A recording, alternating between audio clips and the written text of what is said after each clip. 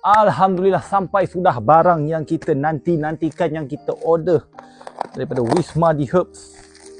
Packaging tebal guys. Barang takkan rosak. Sangat-sangat mega packaging ya. Bubble wrap guys. Bubble wrap. Packaging memang tidak mengecewakan.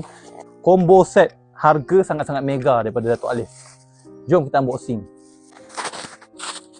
Sangat-sangat mega. Batu tak ada rosak, tak ada cacat cela. Saiz juga tidak mengecewakan. Yang ini bulat guys, bulat. Dia ibarat unboxing labubu guys. Satu ketiga, yes, juga tidak mengecewakan.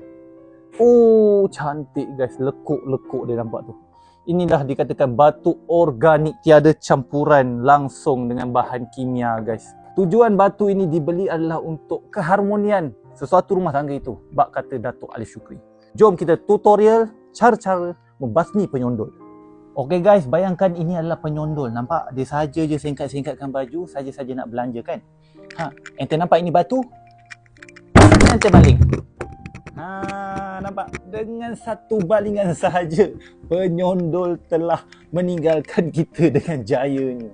Kalau rasa nak lepas geram, baling-baling lagi dan baling lagi.